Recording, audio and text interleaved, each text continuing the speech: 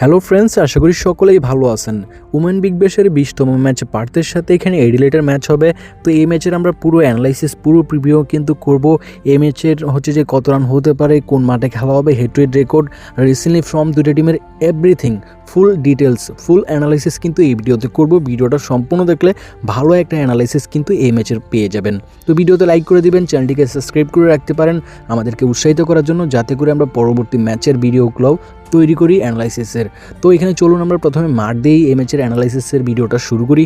যে মাঠে আজকের ম্যাচটা হবে সেই মাঠ সম্পর্কে কিন্তু আমাদের জানতে হবে, অ্যানালাইসিস করতে হবে। দেখতে পারবো পার্থে কিন্তু আজকে এই ম্যাচটি হবে। তো এখানে কিন্তু এবার বিগ ব্যাশে এই মাঠে কিন্তু একটা ম্যাচ হয়েছে, ম্যাচটার মধ্যে 109 রান হয়েছিল এবং সেকেন্ড ব্যাট কিন্তু এখানে 10 উইকেট হাতে রেখে ম্যাচটা জয়লাভ করেছে। তো এই মাঠে যদি আমরা ওভারঅল দিক থেকে দেখতে যাই তাহলে দেখতে পারবো গতবার বিগ ব্যাশে এই মাঠে কিন্তু আপনার মোটামুটি বলতে গেলে কিছু ম্যাচে দেখা গেছে রান কিন্তু খুবই বড় রান হয়েছে এখানে বলতে গেলে, আর কিছু ম্যাচে দেখা গেছে রান কিন্তু খুবই কম রান হয়েছে। তো এই মাঠে কিন্তু দুই ধরনের পিচ হয়ে থাকে, একটা হচ্ছে বোলিং আর একটা হচ্ছে ব্যাটিং। এখানে যখন দেখবেন যে ব্যাটিং পিচে ম্যাচটা হচ্ছে তখন কিন্তু রানটা বেশি হবে এবং বলতে গেলে ভালো রান হয়ে থাকে, এবং যখন বোলিং পিচ ব্যবহার করা হয় তখন কিন্তু রানটা খুবই কম হয় এবং লো স্কোরিং হয়ে থাকে। তো এখানে কিন্তু অবশ্যই টসটা আমাদেরকে দেখতে হবে। টসের পরে যখন পিচের আপডেটটা দেওয়া হবে কোন ধরনের পিচে খেলা হচ্ছে, তখনই কিন্তু আমরা ভালো হচ্ছে যে কনফার্ম হয়ে থাকবো যে কত রান হতে পারে, কোন ধরনের পিচে খেলা হচ্ছে। তো এভরিথিং হচ্ছে যে এখানে টসের পরে কিন্তু আপনি জানতে পারবেন কোন ধরনের পিচে আজকে ম্যাচ হচ্ছে, সেই অনুসারেই কিন্তু রানটা কম বেশ হয়ে থাকবে আমার কাছে মনে হয়। তো এখানে দেখতে পারবো এই মাঠে কিন্তু আপনার স্পিন বল, বিশেষ করে স্পিন বল কিন্তু বেশি ভালো হয় ফেসারদের তুলনায়।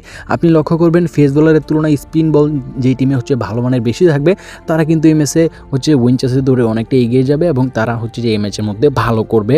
দুই টিমের যদি আমরা রিসেন্টলি ফর্মটা দেখতে পাবো পার্থ কিন্তু এবার বিগ ব্যাশে হচ্ছে যে 5টা ম্যাচ খেলে 2টা উইন করেছে, 3টা হেরেছে।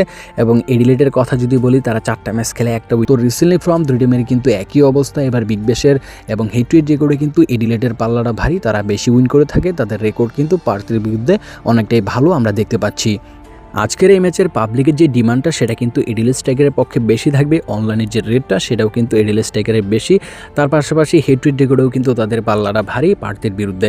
তবে পার্থের কিন্তু নিজের হোম গ্রাউন্ডে ম্যাচ, অবশ্যই তাদের হোম গ্রাউন্ডের শক্তিটা কিন্তু তাদের থাকবে।